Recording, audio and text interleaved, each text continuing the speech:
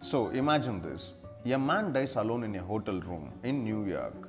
No family around him, no friends, just papers, boxes, strange drawings, and secrets. That man was Nikola Tesla. Well, you see, Nikola Tesla was not just some inventor. He was the man who gave us the modern AC electricity system. Without him, our homes, our cities, our industries, they would look very different today. He was born in 1856 in what is now Croatia. Later, he moved to the United States and worked with Thomas Edison. But their relationship, not good.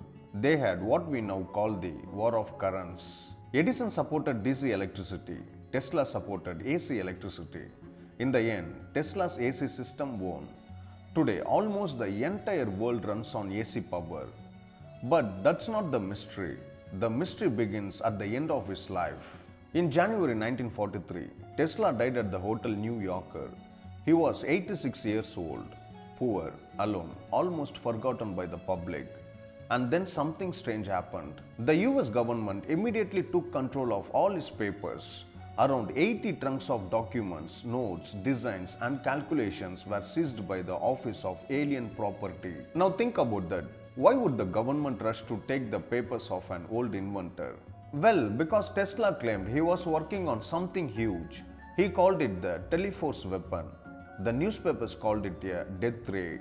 Tesla said it could destroy airplanes from 250 miles away using a beam of energy. He believed it could end war forever because no country would dare attack another. Sounds like science fiction, right?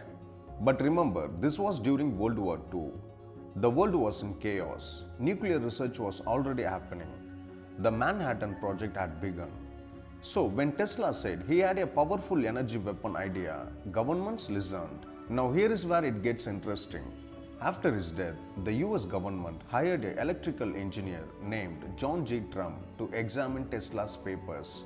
Yes, the uncle of Donald Trump. John Trump reviewed the documents and later said that most of Tesla's recent work was speculative and did not contain workable principles. But here is the question. If there was nothing important, why classify the documents? Why keep many of them secret for years? In 1952, most of Tesla's papers were sent to Belgrade, Serbia, where they are now kept in the Nikola Tesla Museum. But researchers say not all documents were returned. Some were missing, some were never made public, and that is where the mystery grows. Now let's think logically. Was Tesla really close to building a super weapon? Or was he an aging genius whose ideas were becoming more theoretical than practical?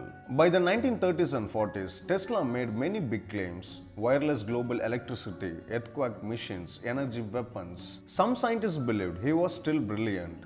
Others believed he was becoming isolated and less grounded in reality. Even today, historians debate this. But here is something fascinating. Modern militaries today are actually developing directed energy weapons. The US, China, and Russia are all testing laser-based defense systems.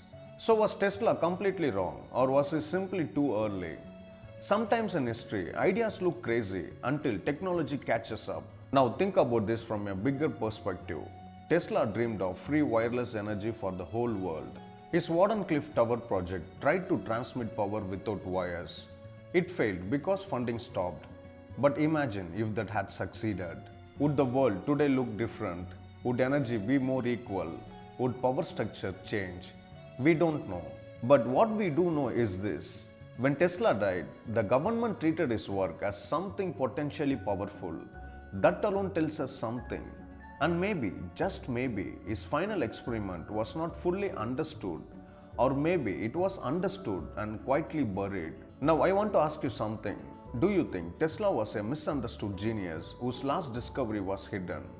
Or do you think this mystery is just a mix of myth and imagination? Comment below. I really want to know what you think, because sometimes history is not just about what happened, it's about what disappeared.